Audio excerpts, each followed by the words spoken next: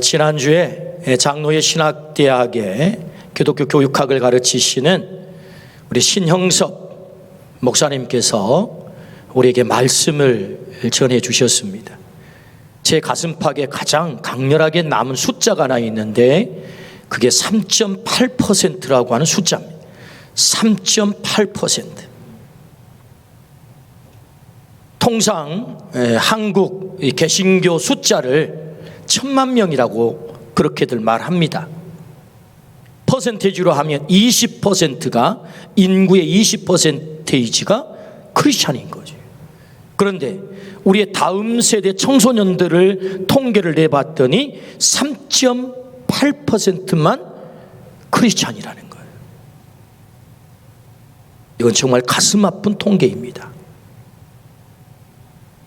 100명 가운데 4명이 교회를 나간다는 얘기고, 요즘 학교 한 클래스가 25명이라고 한다면 한 반에 1명 교회에 나간다는 얘기입니다. 1명. 이 통계도 2017년 1월 17일자 한국기독공보에 실린 통계이고 보면 벌써 4년이 지났잖아요. 훨씬 더 그 상황이 나빠졌으리라 이렇게 예상이 됩니다. 7월 25일 주일부터 저는 주일학교, 교회학교 여름 캠프가 시작이 되면서 다음 세대를 어떻게 세울 것인가에 대한 말씀을 제가 시리즈로 전하고 있습니다. 그 주제가 있다면 하나님을 알지 못하는 다른 세대를 믿음의 세대로 세워야 되겠다. 이게 주제거든요. 하나님을 알지 못하는 다른 세대를 믿음의 세대로. 믿음의 세대를 세우지 못한다면 그 결과가 너무 처참하기 때문입니다. 이스라엘 역사 400년 이 사사기의 역사를 들여다보면 흑암의 역사예요. 어둠의 역사란 말이죠. 그 왜 이스라엘 400년 역사가 암흑의 역사였을까? 사사기 2장 10절에서 그 말씀을 하고 있거든요. 그 세대의 사람도 다 그 조상들에게로 돌아갔고 그 후에 일어난 다른 세대는 여호와를 알지 못하며 여호와께서 이스라엘을 위하여 행하신 일도 알지 못하였더라. 여호와를 알지 못하는 다른 세대가 일어났다는 것입니다. 여호와를 알지 못하는 다른 세대. 그 다른 세대 때문에 이스라엘의 역사가 400년 암흑의 세월이 시작되는 거예요. 다른 세대를 믿음의 세대로 세우지 못한다면 우리에게는 소망이 없는 것입니다. 때문에 주님은 우리에게 강력하게 촉구하시죠. 3.8%를 돌파하여서 다른 세대 96.2%를 믿음의 세대, 예수 세대로 세워라. 이것이 오늘 우리에게 주시는 강력한 메시지란 말이죠. 하나님 없는 자녀들, 하나님 없는 손자 손녀들 상상해 보십시오. 끔찍한 일입니다. 한 할아버지의 무식한 교육을 한번 들어보십시오. 11개월 된 손녀를 위에서 컴퓨터에서 글씨를 뽑았습니다. 그리고 그 글씨를 벽에다 붙였어요. 그리고 손녀딸을 안고 수십 번을 그 글씨를 읽어줍니다.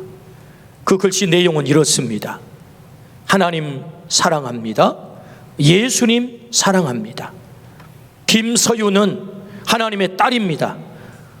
이 3장을 뽑아가지고 안고 수십 번을 읽어주는 것입니다.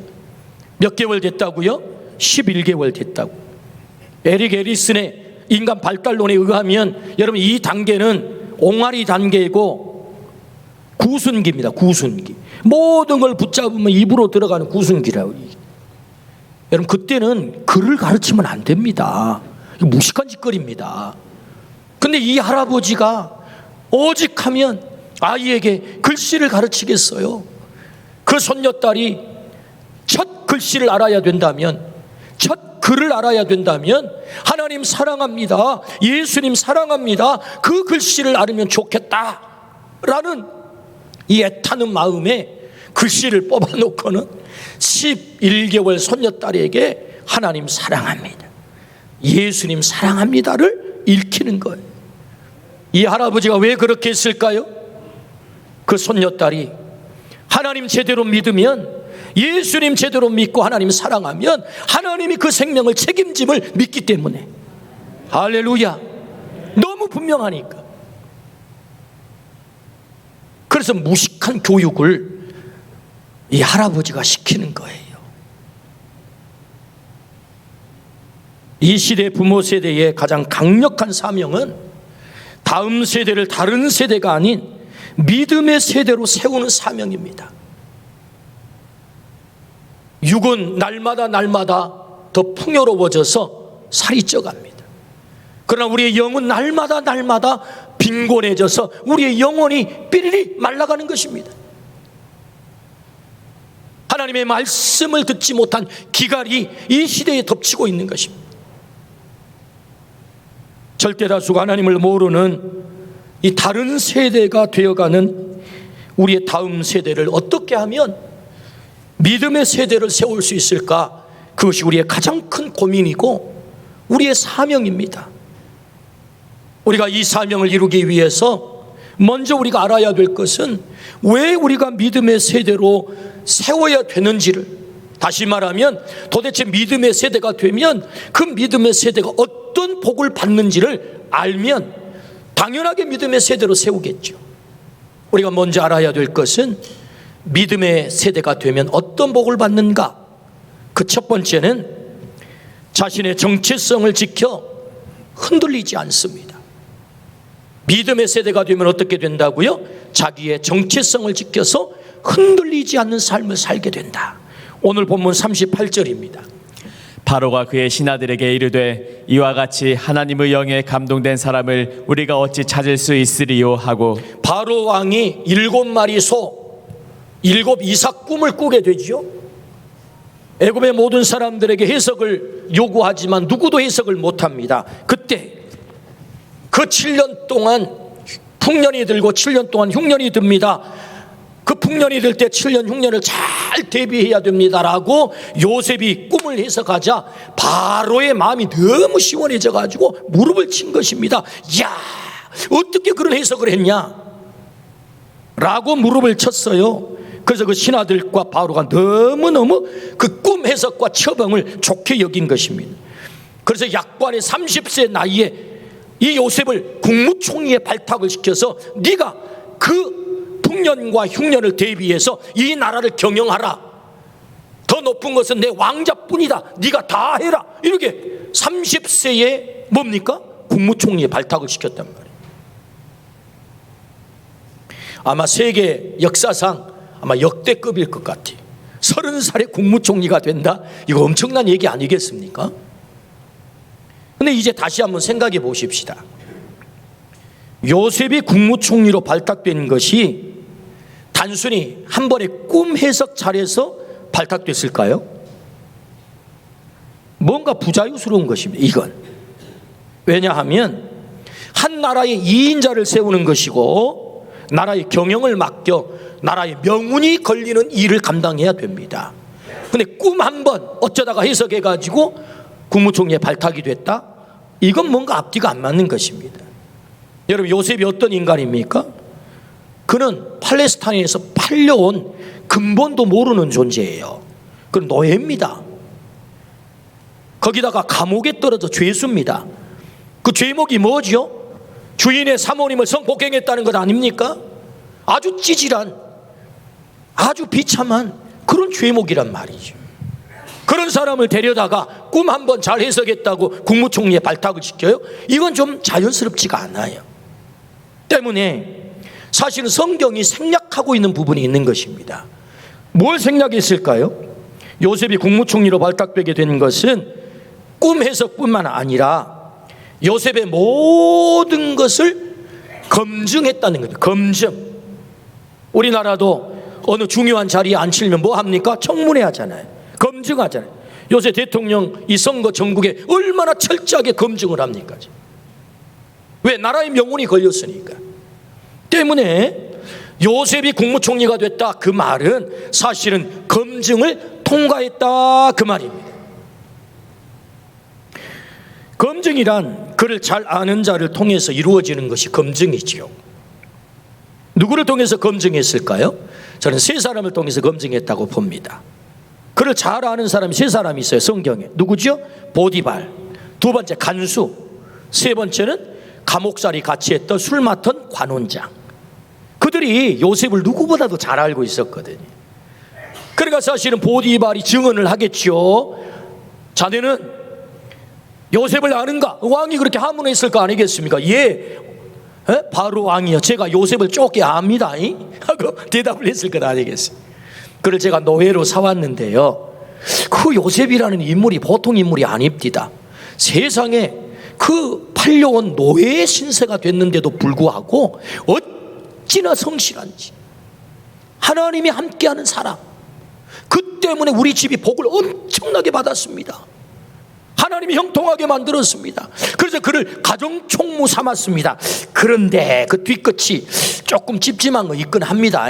제 와이프를 뭐 이렇게 손댔다고 내 와이프가 그런 얘기를 하긴 하는데, 어쨌든 그가 너무 성실해가지고 가정총무를 삼았던 사람입니다. 이제 이걸 증언을 했을 거 아니겠습니까? 두 번째, 간수에게 물을 쓸 거 아니겠습니까? 바로 왕. 그래, 너는 저 요셉을 아느냐? 예, 그가 감옥에 성폭행범으로 죄수가 되어서 들어왔는데 세상에 보니까 그는 그런 죄를 지을 사람이 아닌 것 같습니다. 왜냐하니 감옥에 들어왔어도 어찌나 성실한지, 감옥의 재반 사무를 그에게 다 맡겼습니다. 그가 하는 일마다 하나님이 함께 하셔서 형통했습니다. 할렐루야. 간수가요, 그 모든 재반 사무를 다 맡겨버렸다는 거예요. 누구에게? 요셉에게.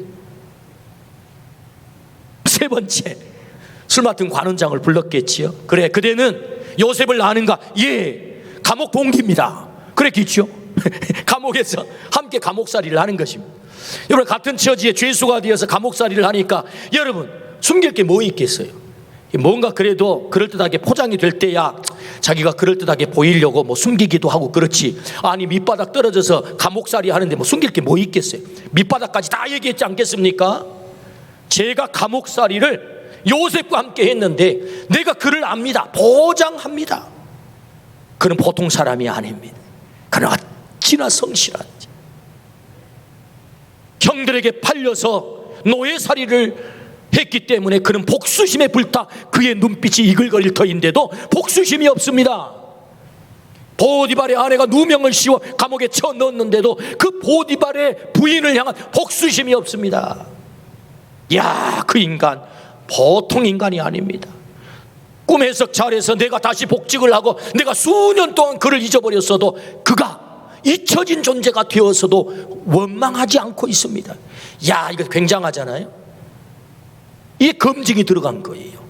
그래서 바로 왕이 무릎을 쳤겠죠. 그래, 꿈만 해석 잘한 게 아니고 그의 삶이 맡길만 하구나, 검증을 통과했다, 그 말입니다. 검증을 통과했다. 어떻게 이게 가능했을까요? 요셉은 믿음의 사람이에요. 그는 정체성을 지켰던 것입니다.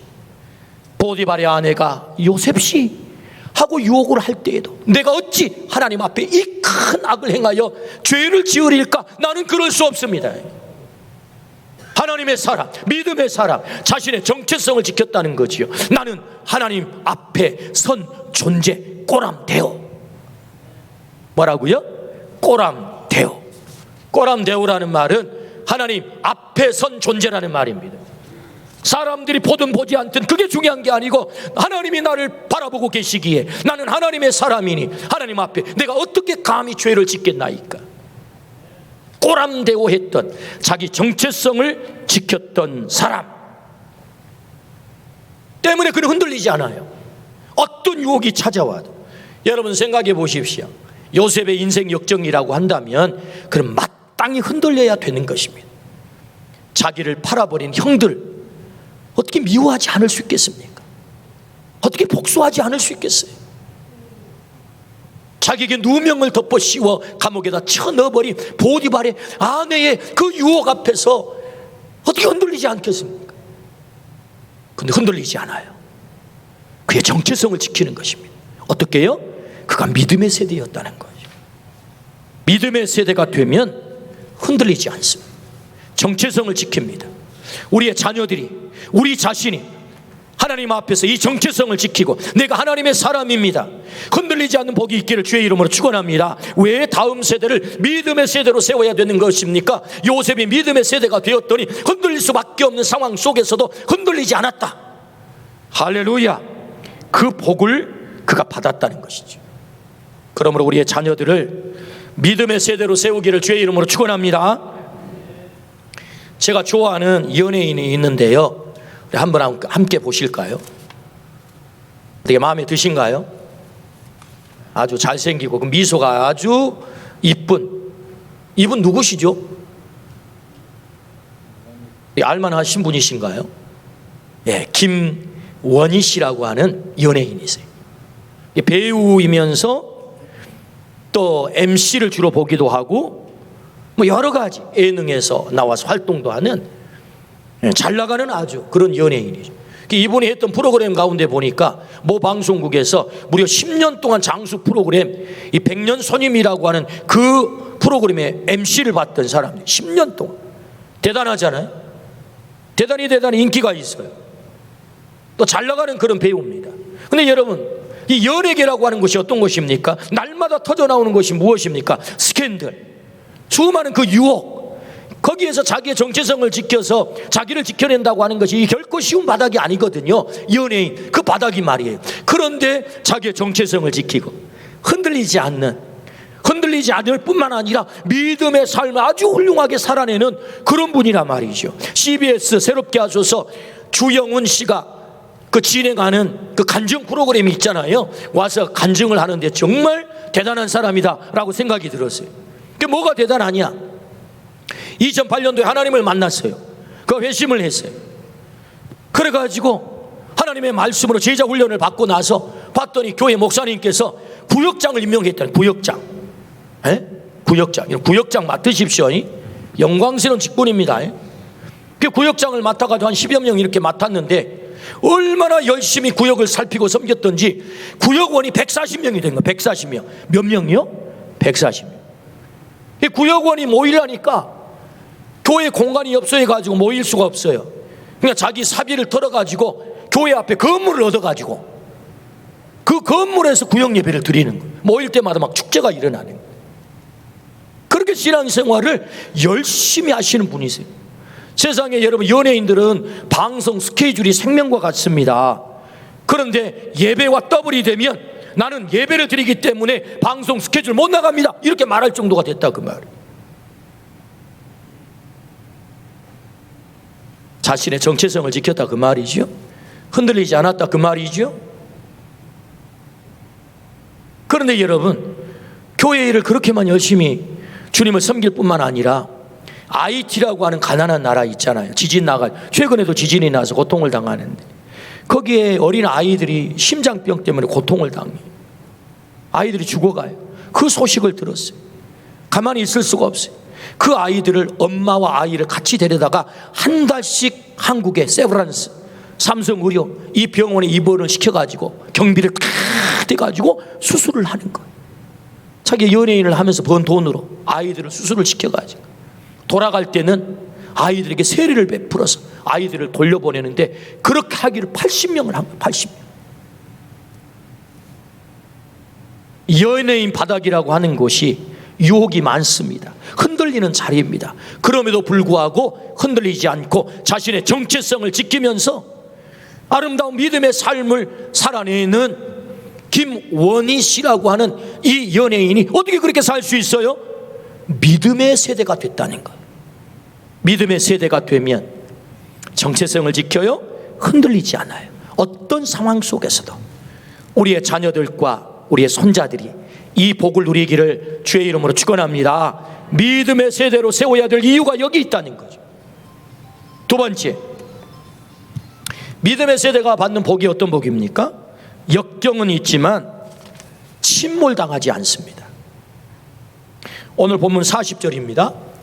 너는 내 집을 다스리라. 내 백성이 다 내 명령에 복종하리니 내가 너보다 높은 것은 내 왕자뿐이라. 바로가 요셉에게 온 나라를 맡겼습니다. 나라를 경영한다는 것은 엄청난 일이지요. 바로가 모든 것을 맡길 만큼 요셉을 믿고 신뢰했다는 말 아니겠습니까? 바로의 신뢰는 그냥 나온 것이 아닙니다. 요셉의 실력이 검증된 것입니다. 나라를 맡겨도 충분히 경영하겠구나. 그렇다면 요셉의 실력은 어디서 축적되고 어디서 쌓인 것입니까?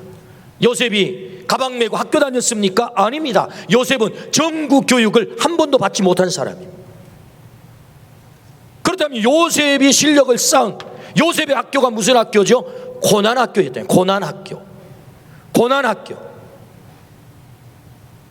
그의 고난학교를 한번 들어보십시오.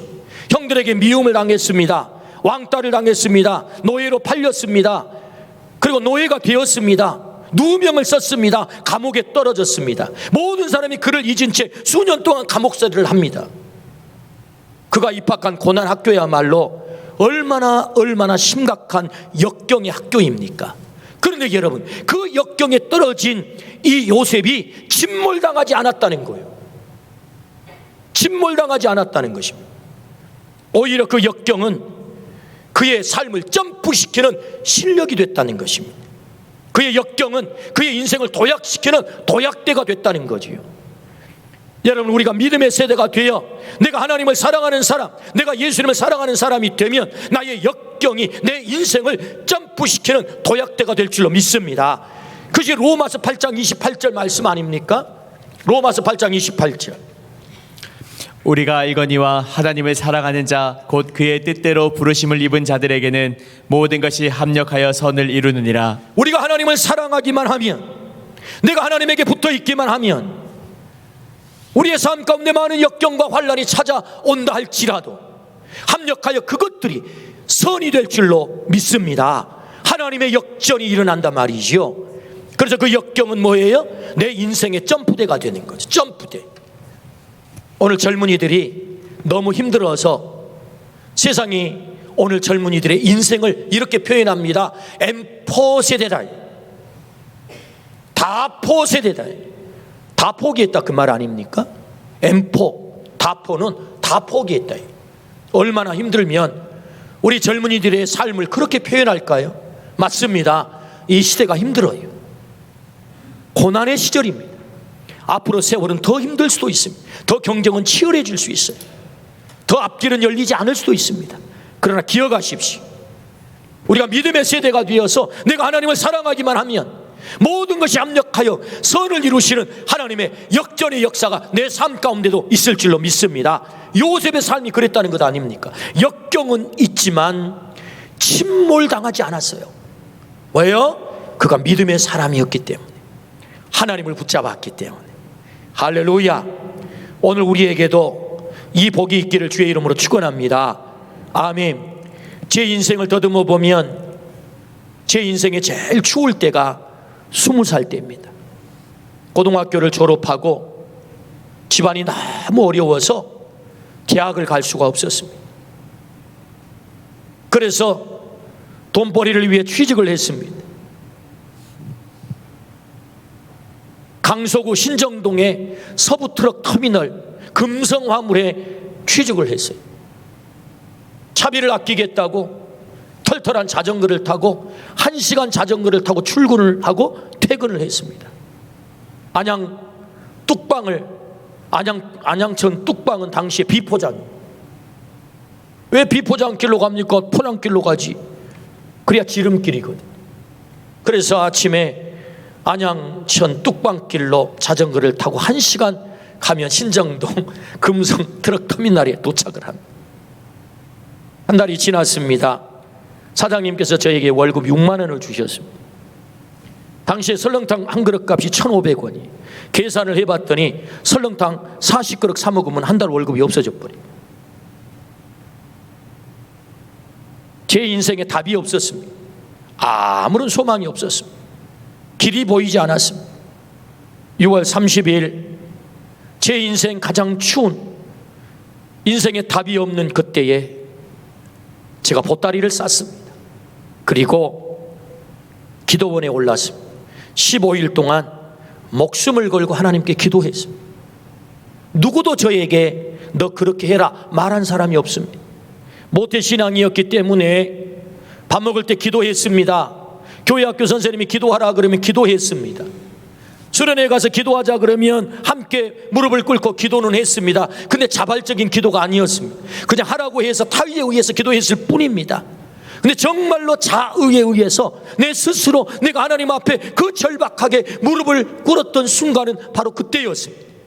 하나님 앞에 목숨을 걸고 기도를 했습니다. 그때 하나님은 저에게 음성을 들려주셨고 성령을 체험시켜 주셨고 저에게 비전을 주셨고 오늘 이 자리에 서기까지 그 역경의 순간이 제 인생의 점프대가 된 줄로 믿습니다. 역경은 있었지만 그 역경이 저를 진몰시키는 것이 아니라 제 인생을 도약시켰다.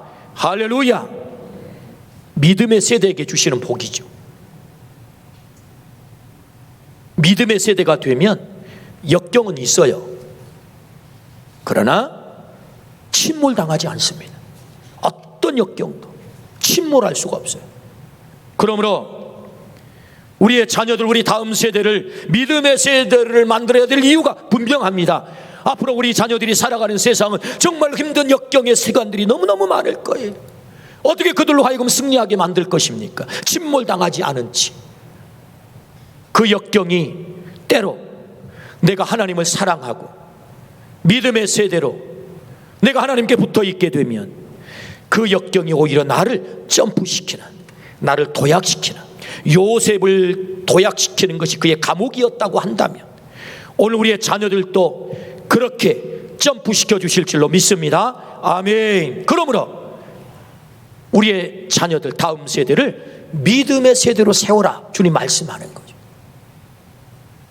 세 번째, 믿음의 세대가 받는 복이 무엇입니까? 진정한 성공에 도달합니다. 41절입니다. 바로가 또 요셉에게 이르되 내가 너를 애굽 온 땅의 총리가 되게 하노라. 아멘. 요셉이 국무총리가 됐습니다. 세계 역사상 요셉만큼 벼락출세한 사람이 없어요. 여러분, 감옥에 있었던 사람이 나이 30에 국무총리가 되었으니 이런 벼락출세가 어디 있겠어요? 그렇다면 벼락출세가 성공일까요? 감옥에서 국무총리 자리에 오른 것은 그 자체만으로 엄청난 성공이라 할 수는 있을 것입니다. 그러나 진정한 성공은 어떤 직책, 어떤 지위, 어떤 출세를 했기 때문에 성공이 아니에요. 여러분, 대통령이 되어도 실패한 인간이 있습니다. 우리가 지금 보고 있잖아요. 대통령이라는 직책을 얻어 성공한 사람이 있고 대통령이라는 직책을 얻어서 정말 처절하게 실패한 인간이 있다고요. 어떤 직책의 자리에 갔기 때문에, 어떤 지위를 얻었기 때문에, 누구도 갈 수 없는 1급 공무원이 됐기 때문에 성공하는 게 아니에요. 그 직책을 가지고 어떤 일을 했느냐, 어떤 일을 했느냐, 어떤 일을 했느냐, 그것이 성공과 실패를 결정하는 거예요. 국무총리가 되었기 때문에 성공한 게 아닙니다. 요셉이 진정한 성공의 자리에 도달한 것은 그 직책을 가지고 뭘 했어요? 생명을 건진 것입니다. 생명을. 우리 아멘 하십시다. 뭘 건졌다고요? 생명을. 어떤 생명을 건졌습니까? 애굽의 생명을 건집니다. 7년 동안 6년 가운데 죽어갈 수밖에 없는 영혼들을 다 건지는 거예요. 뿐만 아니라 이스라엘 백성의 생명을 건지죠. 야곱의 자기 가족들 뿐만 아니라 이스라엘 백성 전체를 건지는 것입니다. 진정한 성공이 뭐예요? 하나님이 그 자리에 있게 하신 그 목적, 하나님이 그 자리에서 있게 하셔서 그 일을 이루라고 하는 것을 비전이라고 합니다. 비전. 비전과 꿈은 달라요. 비전은 하나님이 나를 이 땅에 그 자리에, 그 지위에 보낸 목적이에요. 꿈은 뭐예요? 나의 야망이죠. 내가 이루려고 하는 그거. 하나님의 뜻과 아무 관계가 없어요. 그래서 야망을 이루고 나서 인생이 뭐지요? 타락하는 경우들이 많아요. 그 권력을 가지고, 그 지위를 가지고, 사람들이 부러워하는 그런 직업을 가지고 뭐 하죠? 타락하잖아요. 소위 사자 들어간 사람들이 왜 부정과 부패를 저지르면서 타락을 하는 것입니까? 목적이 자기의 꿈인 거예요. 자기의 직책을 이루는 거예요. 그렇지 않습니다. 진짜 성공은 하나님이 우리를 이 땅에 보내주신 목적을 이루는 거죠. 여러분, 이 비전을 이루기를 주의 이름으로 축원합니다. 요셉은 하나님이 애굽 땅에 보내주신 목적을 이룬 거죠. 왜 보내셨습니까? 애굽의 백성을 살리라는 거죠. 야, 너 국무총리 될 거거든. 국무총리 되어서 너만 잘 먹고 잘 사는 게 아니고 애굽에 죽어가는 7년 6년 동안 생명 살려야 된다. 너희 민족 백성들이 있잖아, 너희 야곱의 후손들 그 생명 살려야 된다 하고 요셉을 사용한 거죠. 하나님의 뜻을 깨달았다, 그 말입니다.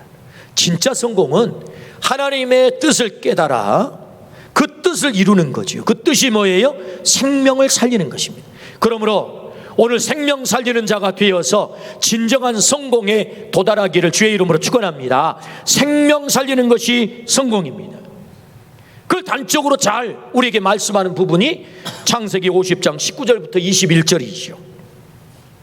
요셉이 그들에게 이르되 두려워하지 마소서. 내가 하나님을 대신하리이까.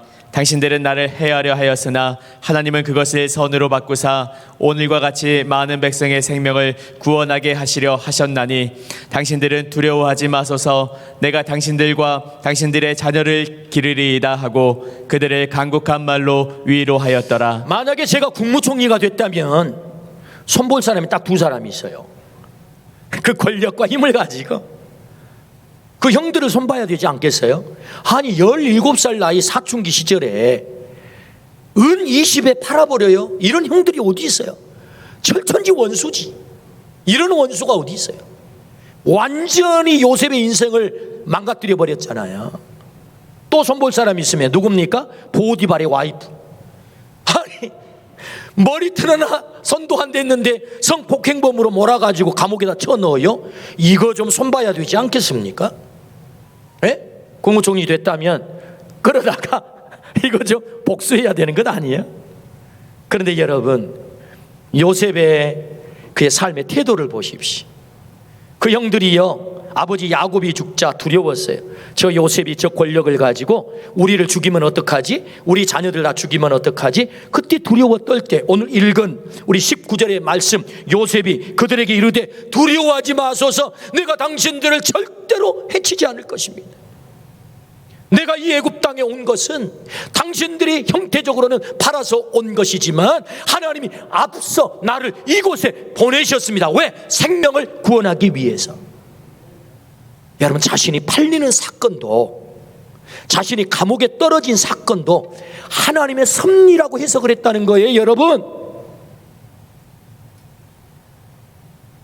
하나님의 섭리. 나를 팔려 노예가 되게 만들고 감옥에 떨어져서 이 고통의 삶을 살지만 그것이 하나님의 섭리였다는 거예요. 이 얼마나 놀라운 얘기입니까? 하나님의 섭리. 그래서 당신들을 절대로 손대지 않겠습니다. 당신들을 포복하지 않을 것입니다. 나를 이곳에 앞서 보내신 것은 바로 우리의 가족을 구원하기 위해서, 이 생명을 구원하기 위해서. 그래서 나를 이 땅에 보내셨으니 어찌 내가 생명 살리는 대신에 생명을 해치는 일을 하겠습니까? 복수하지 않았다는 거죠. 진정한 성공의 자리에 도달했다, 그 말입니다. 하나님의 뜻을 이루었고 생명을 살리는 일을 하게 되었다. 아프간에서 작전명 미라클 390명을 엑소더스 탈출시켰어요. 우리나라가 일본도 못한 일을 한국이 했다. 세계가 난리가 났잖아요. 우리가 이 일로 얼마나 자긍심이 높아지고 국격이 높아지고 우리가 다 관심을 갖는 것입니까? 왜요? 생명 살렸다는 거예요. 오직 하면 아프간은 핏덩이 자기 새끼를 철조망 너머에 너만은 살아야 돼 하고 그 어미가 그 철조망 너머 미군에게 던질까요? 그 땅이 지금 아프간이거든요. 그곳에서 생명을 탈출시켰다는 것입니다. 그래서 우리가 박수를 치는 거잖아요. 생명 살리는 것이 진짜 성공이에요. 오늘 우리 모두가 이 성공에 도달하기를 주의 이름으로 축원합니다. 다음 세대가 믿음의 세대가 되면 그 믿음의 세대가 하나님의 뜻을 분별하게 되고 하나님의 뜻, 생명 살리는 일을 감당하게 된다. 진짜 성공에 도달하게 된다는 것입니다. 여러분, 우리가 분주하게 살고 바쁘게 살지만 하나님의 뜻과 아무 관계없는 일에 분주하다면 너 인생 헛살았어. 너무나 비참하겠어요. 오늘 우리 모두가 진정한 성공에 도달하기를 주의 이름으로 축원합니다. 믿음의 세대가 되면 진짜 성공하게 된다. 루이스 부시 박사님은 1040 윈도우라고 하는 선교 캐치프레이즈를 주창했어요. 1040, 10에서 40. 우리 여러분 지구본을 놓고 보면 위도가 있잖아요. 위도 10도에서 40도에 있는 창, 여기가 미전도 종족으로 꽉 차 있다는 거예요. 그래서 이 미전도 종족을 선교하는 것이 이 시대의 최대의 선교의 사명이다 해서 선교의 사명을 주창했던 사람이 루이스 부시 박사님. 이분이 또다시 정말로 중요한 선교를 주창했는데 그것은 14 윈도우예요. 4살에서 14살을 선교하지 않으면 앞으로 인류에는 소망이 없습니다. 여러분, 우리 장년들을 통계를 내봤더니 80%가 4살에서 14살 사이에 예수님을 믿은 사람들이에요. 여러분 자신을 한번 보십시오. 언제부터 예수님을 믿으셨습니까? 4살에서 14살. 그 퍼센트가 80%라는 거예요. 그러니까 이 시대에 4살에서 14살 우리의 미래 세대, 다음 세대를 믿음의 세대로 만들어 놓지 않으면 인류의 소망이 없다 해서 14 윈도우를 주창했던 분이 루이스 부시 박사님인데, 하나님은 오늘 이 시대에 우리에게 이 수직 선교 4살에서 14살 우리의 미래 세대를 어떻게 해요? 다음 세대를 만들라는 것입니다. 그래야 소망이 있다. 하나님 말씀하세요. 오늘 우리 모두가 이 소망을 가지고 우리의 다음 세대가 믿음의 세대가 되어서 정체성을 지키고 흔들리지 않고 역경은 있지만 침몰당하지 않고 진정한 성공에 도달하는 그런 우리의 다음 세대를 만드는 은혜가 있기를 주의 이름으로 축원합니다. 우리가 그런 믿음의 세대가 되기를 축복합니다. 우리의 자녀와 손자들이 그런 믿음의 세대가 되기를 축복합니다. 아멘.